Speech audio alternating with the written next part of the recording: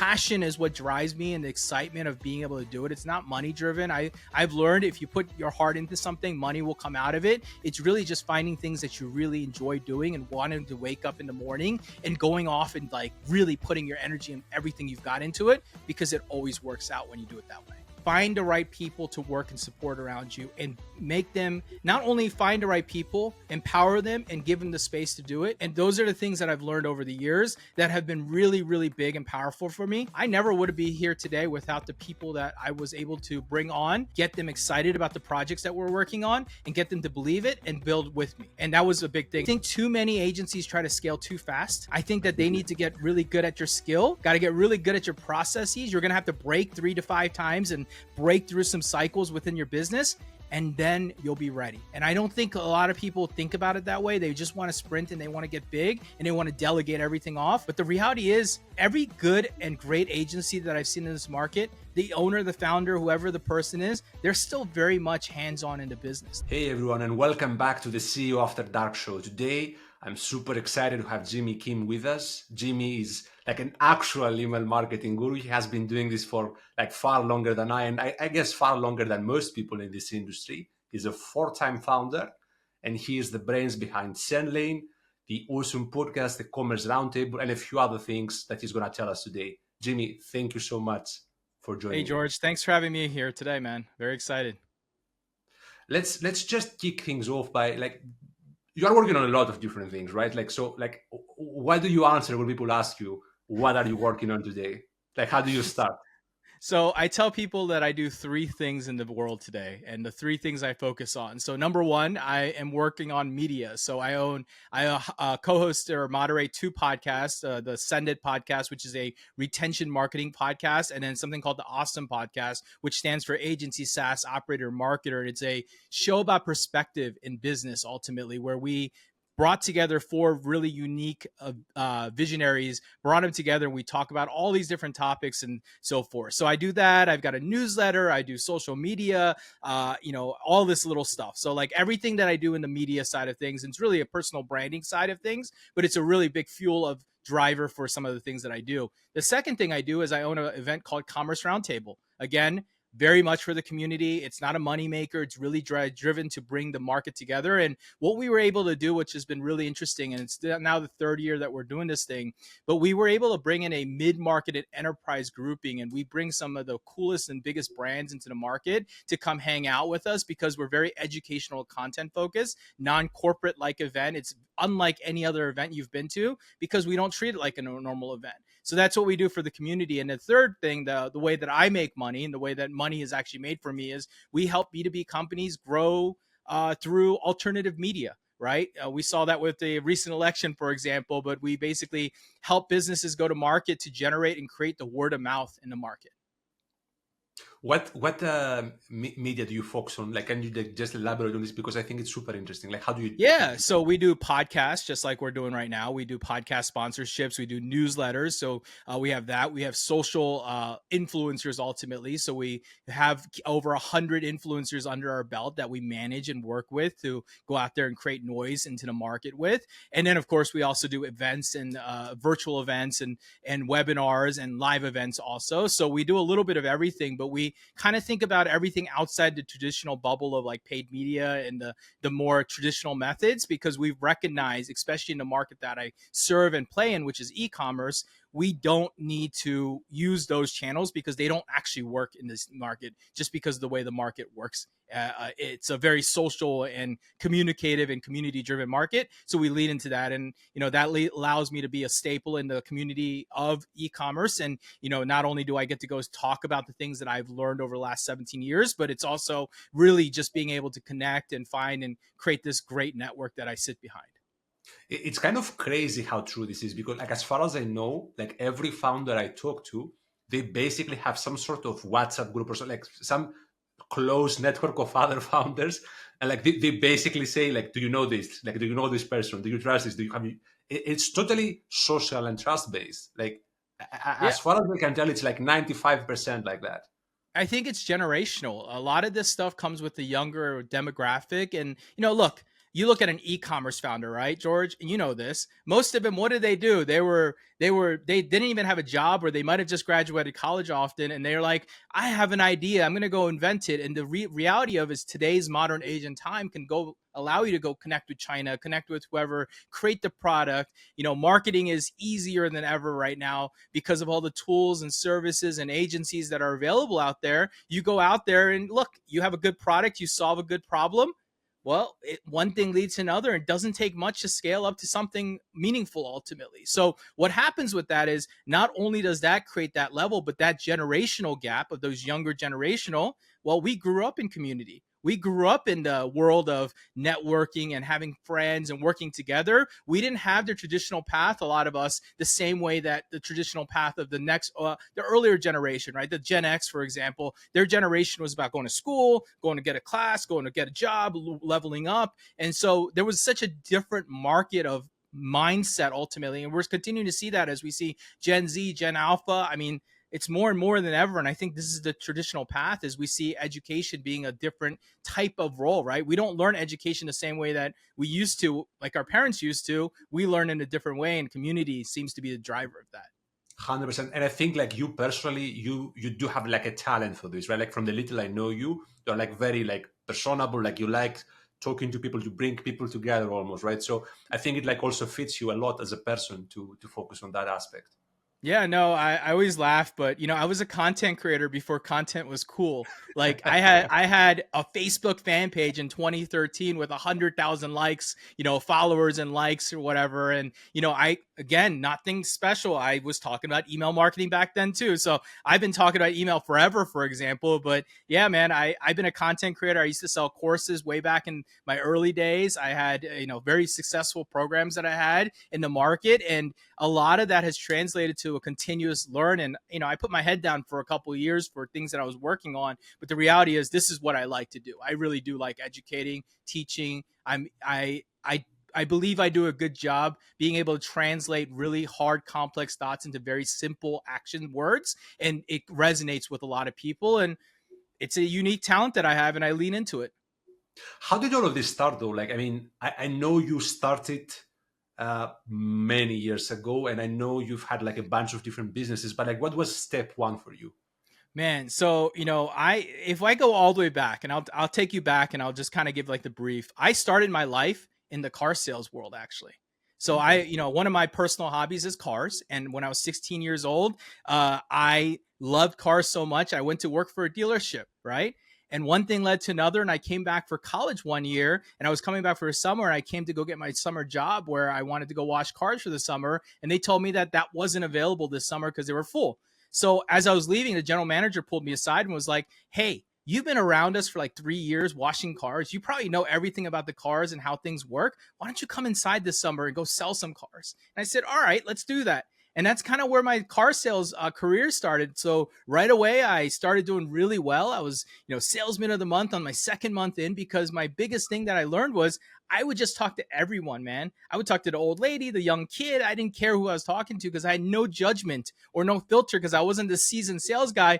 I just wanted to talk to people because I like talking to people. And one thing led to another, and I started selling. And that ended up having me drop out of college. I stopped going to college at that point, and I said, I'm going to go do this for a while. And though my parents didn't love it, I knew that this was probably the thing that I wanted to do. And I started selling cars, and I progressed really fast. I became a finance manager, a sales manager, and eventually a general manager of 3 stores by the time I was 25. And so, one of the things that happened was I was making a lot of money. And so that was going great, and I was doing really well, and I was making a lot of money, but, I was also working 80 hours a week, and I was killing Wow. myself in my 20s, and I hated it. And so one day, and the way I learned digital marketing was I had this friend, and he was living down the street. We were friends for years. We would go watch football, we go to gym together, and we did all this stuff together, but I never asked him what he did.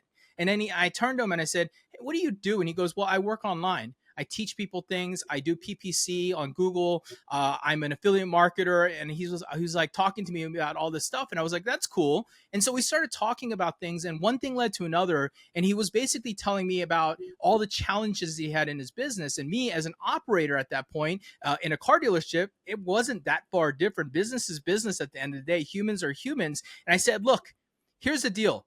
I would love to go learn what you're doing. I have no idea what you do, but if you can teach me what you do and teach me the skills that you can teach me, I will help you on the other side and I will run the operations for your business and I will help you scale this business and put you on the right track because you are the great marketer. You don't have the operational skill. And that's kind of the barter we made. And that's kind of how I started my internet career, man. And so when I started this is 2008. And then I started this, right?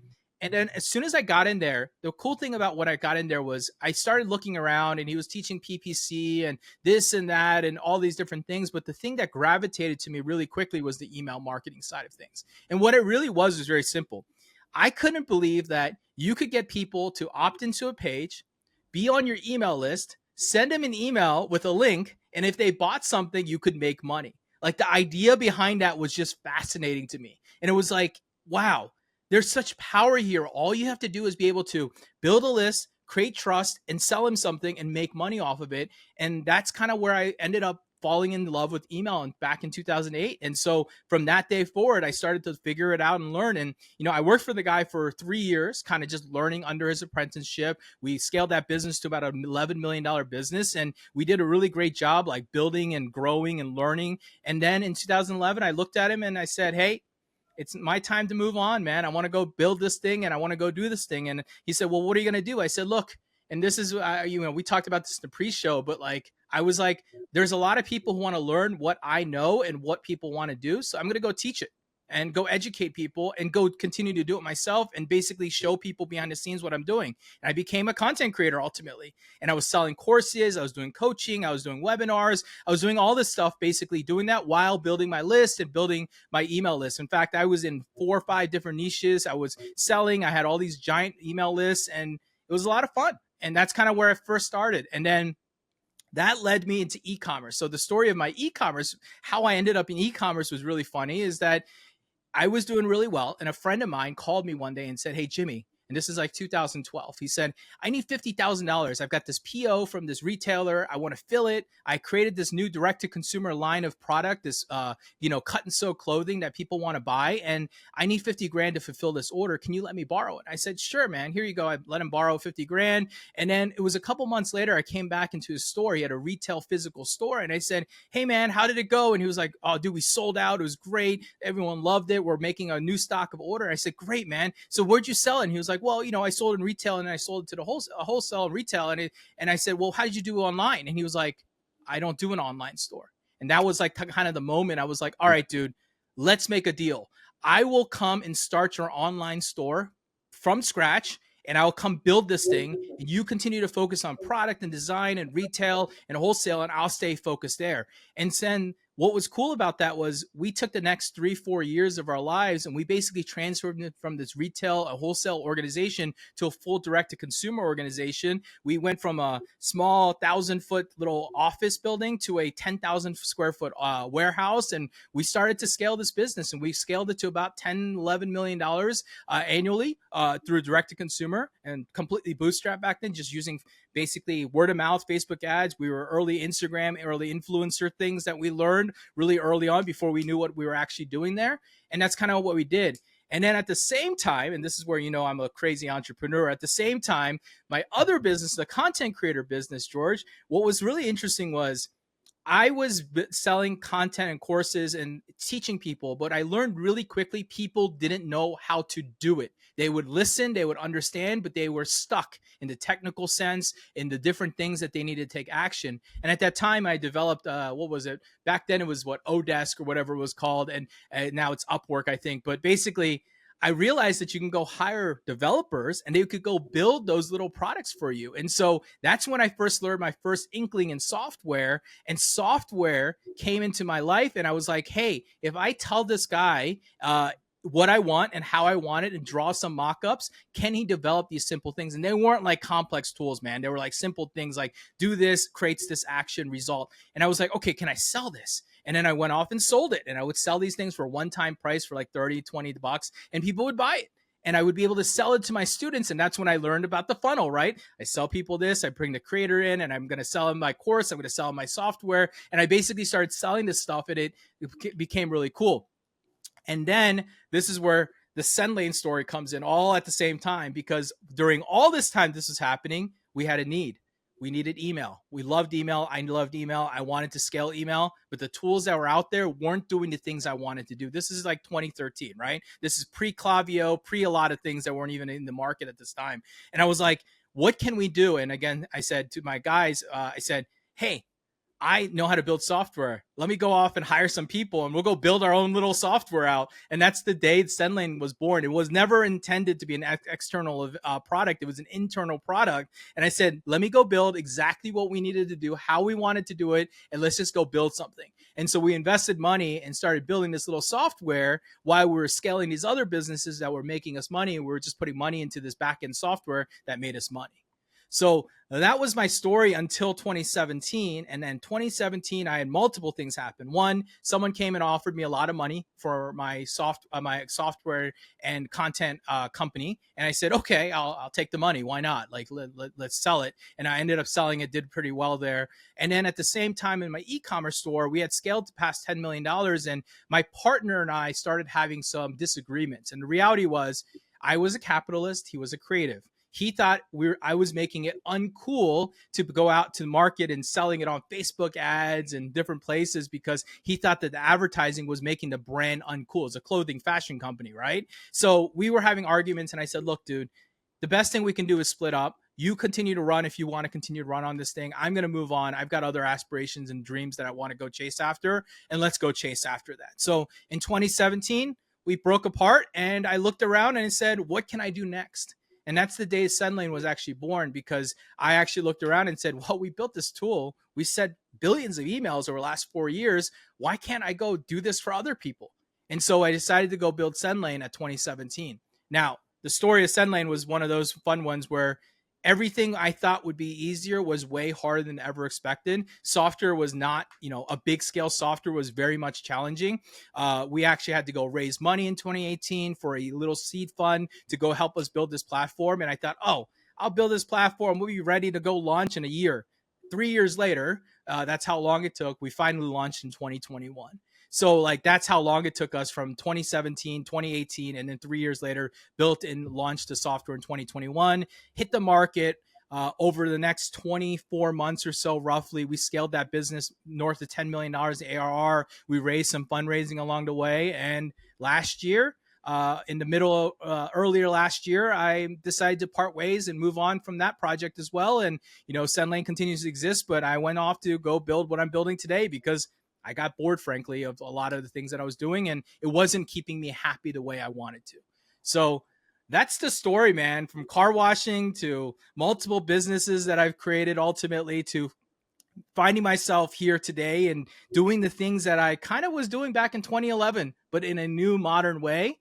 And I'm just continuing to do that and push on it. And I'm happy because at my age now, and I'm 43 now, and when I think about my life, my kids, my family, money I have, time I don't, right? Those are the things that I think about. And I think about how do I make sure I'm starting to maximize my time and freedom and enjoy myself and earn and live the life that I've been working really hard over the last 20 years to create and accomplish for myself. So that's where I am today. You've been busy, dude. You've been I very have, busy. I have. And I'm like the Energizer Bunny, man. I can't stop. I don't think I'll ever retire ever. I think I'll always have something I need to do. But for me, passion is what drives me, and the excitement of being able to do it. It's not money driven. I've learned if you put your heart into something, money will come out of it. It's really just finding things that you really enjoy doing and wanting to wake up in the morning and going off and like really putting your energy and everything you've got into it, because it always works out when you do it that way. Which type of business did you like more, like e-com or SaaS?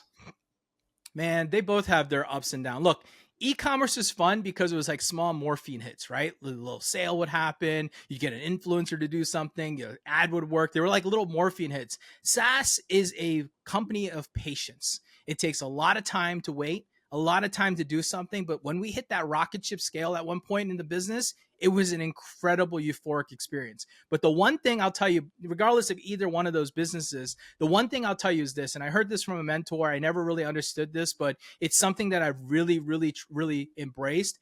No matter which business it is, you never get to enjoy and celebrate the things that you did until you look backwards in the mirror.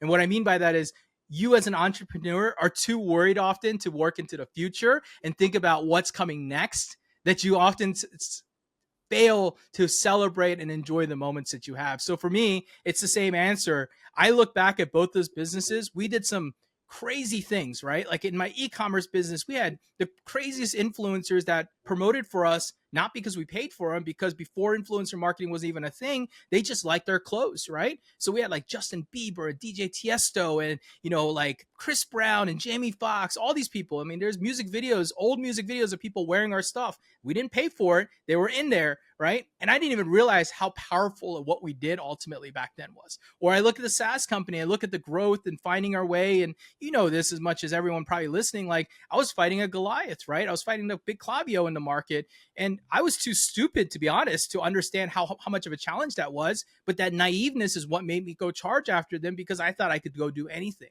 right? I wish I would have celebrated more around the things that I accomplished around that area, the little wins that I had. I didn't do that because I was so worried about fighting for the next day to live, right? I was so worried about what we needed to do next that I ended up not celebrating enough. So to me, when I look back at those two businesses, they were both great educations for me. Uh, Neither of them actually made me a lot of money. Funny enough, like they didn't make me much money. The businesses that made me money was the one that I exited before then. That's what I've lived off for the years. But the reality is the money wasn't there. It was just a lot of great education and a lot of great memories now at this point. Like I think the common thread in all that you've done um, is that like you kind of like have this skill that creates buzz in a way, like you bring attention to things, whether that's like bringing a new SaaS to market, whether it's like bringing influencers before influencers were a thing, building an audience before building an audience. Like what do you think causes it? Like what's like the number one thing that like people can try and learn from like what you have that like they can apply for their own Yeah. needs? So I would tell you that I believe that I'm a great storyteller. I'm a person who can narrate and create a version of the story that can be relatable, understandable, and I can tell it to the world, and I can do it and repeat it in many ways to make people feel like they're learning and understanding a lot of these things. One of the things when people say what's your superpower, everyone has the T-shaped T-shaped like marketer kind of thing, right? Everyone says, "Oh, I do a little bit of everything, but here's where I'm special." I am really good at email marketing and copywriting. Those are the two things that you would hear from me that I believe that I'm the best at. Everything else in marketing, man, I'm not that great at. Paid ads, SEO, no clue. I can't even design a web page myself. But what I can do is tell a great story. And if I have great people around me, I can do that. So my second answer to that was storytelling and team building. Find the right people to work and support around you and make them not only find the right people, empower them and give them the space to do it. And those are the things that I've learned over the years that have been really, really big and powerful for me. I never would be here today without the people that I was able to bring on, get them excited about the projects that we're working on, and get them to believe it and build with me, right? And that was a big thing. And I'm a hands-on leader. That's the way I always think about myself as. I'll get into weeds and do anything. We need to go clean bathroom toilets. We're gonna go clean them together. I don't care. There's nothing beneath me that I'm going to ask anyone else to do. And that belief has created a following behind me. Even the people that work for me today in my newest company, I don't think I have a person in my company that works for me that hasn't been in one of my companies and hasn't been working for me for at least 3 to 5 years at this point, because they are following me because of the people and the way that I treat them, but also the belief they have in me. What do you look for in people?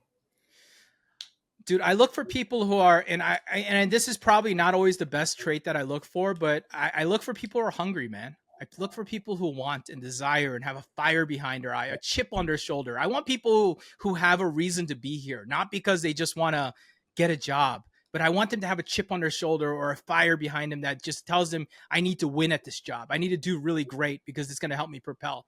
And ultimately, look, my ultimate thing, George, is I want people to learn from me, grow from me, and move on and have even a bigger career than me, have a bigger life than me, and have a better job after they leave me next, right? Like that's my job as an entrepreneur. And I want to empower these people. And, some of the stories that I've seen over the years of the people that I've employed and watched move on to life and do some crazy cool things in the world, I'm proud of it. That's why you employ people, not because you just want to grow your own business, because you help people grow forward.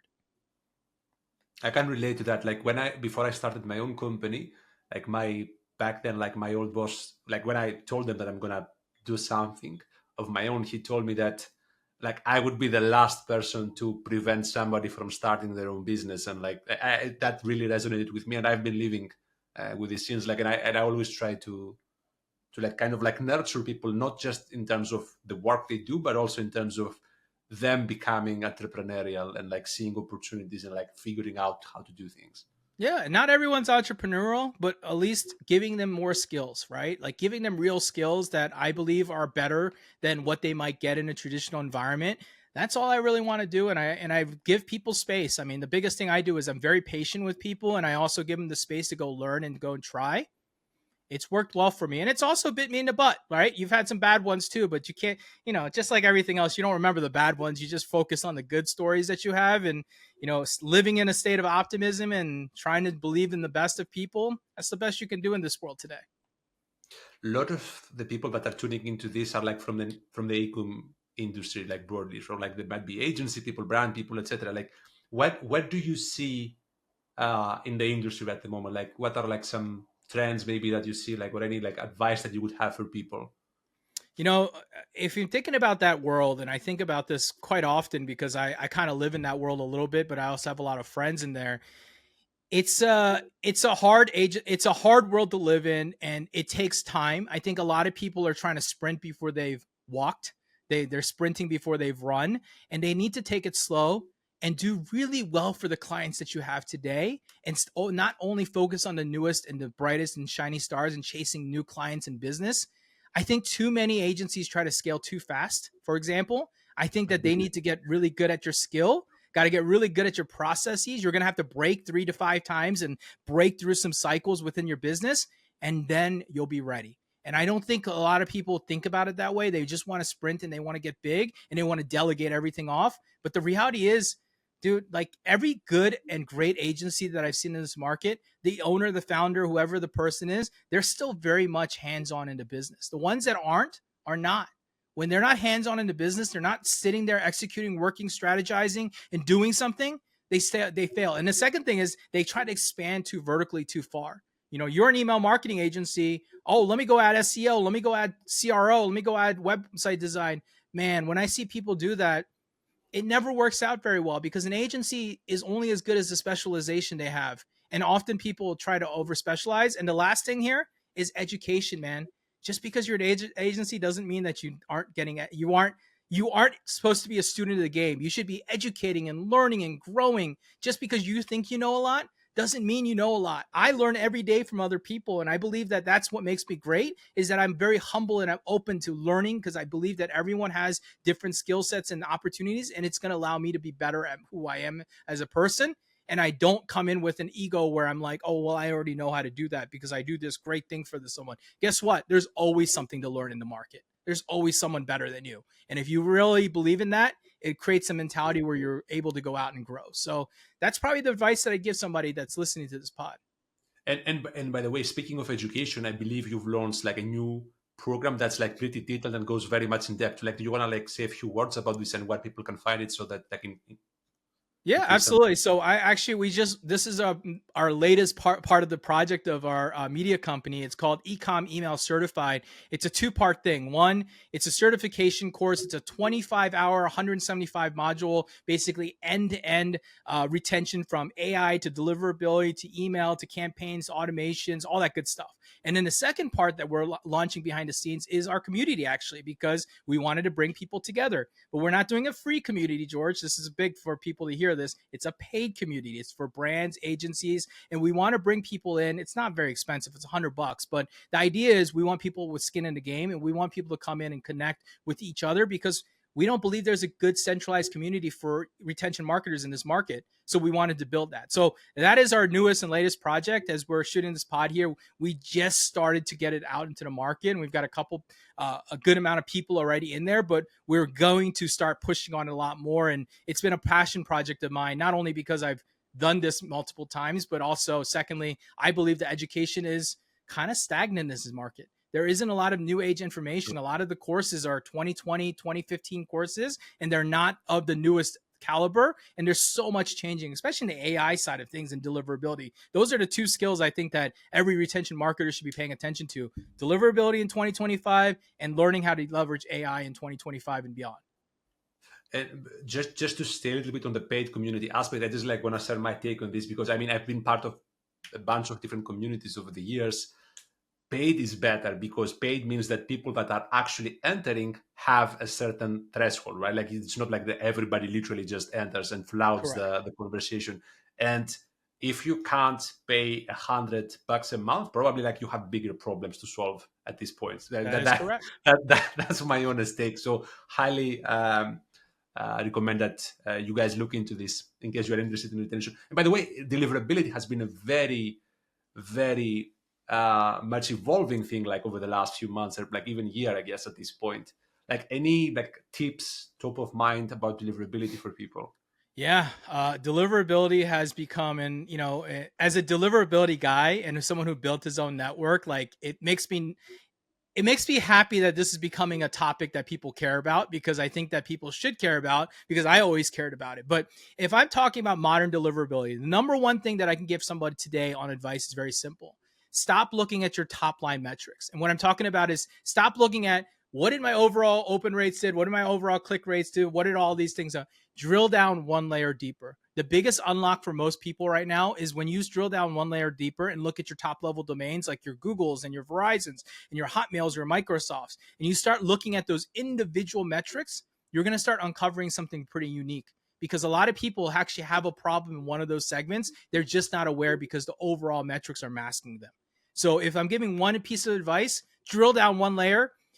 Tip from there is Google and Yahoo should look very similar. Your opens and click rates should look very similar. And even though open rates are not very accurate, they are still a trend line, and they are still important to watch because they're still giving you a signal. And so you want to look at those signals and make sure your trend lines look good. And when you're seeing a dip in those trend lines, that's when you should be really focusing on deliverability. Otherwise, it's the typical stuff: unsubscribes and check your clicks and everything else that are happening, and making sure all your technical stuff is set up. But deliverability is a unique this year because it has been for the first time in many, many years that it's now on the brand or the marketer now more than ever than it's been on the IP or the ESP. The ESP matters a lot less this year than ever, and it will continue to mean less and less. And now you know why you should join that community. All right. Thanks for that tip, man.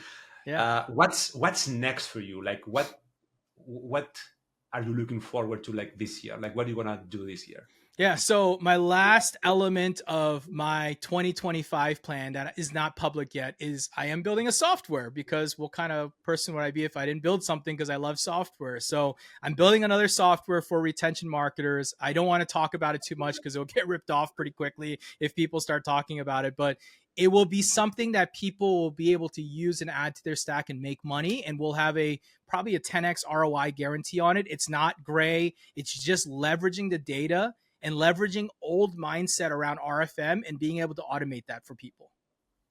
That's really the Okay. best way to explain it. So I'm I want to excited know more about that. about this. What's that? We'll talk about this after the recording. Yeah. So that's what I'm excited about this year. Otherwise, I'm just excited to continue building the things that I'm building and working on right now. Everything's kind of fresh and new. I'm only 6-7 months in now with a lot of the projects that I'm working on. So every day I'm very excited, and every day is a new challenge, but it's every day is a new thing, new opportunity to build. It's a good time right now. So I love it. What's the best way for people to connect with you? Two places, man. I live on LinkedIn. You just look me up, Jimmy Kim, or look me up on X or Twitter, right? Yo Jimmy Kim, as you can probably see on my thing. Or if you're listening, it's YO Jimmy Kim. But look me up. Pretty easy. I'm the guy with the hat on. I'm probably the only profile picture with the guy with the hat on with Jimmy Kim name. Go look me up and connect with me, follow me. And all I do is talk about retention and email marketing and a little bit more broad business and copywriting. Come follow me, and I just spew out a lot of stuff. That's it. Thank you for joining me, man. It was Yeah, amazing. absolutely, George. Thank you for having me, dude.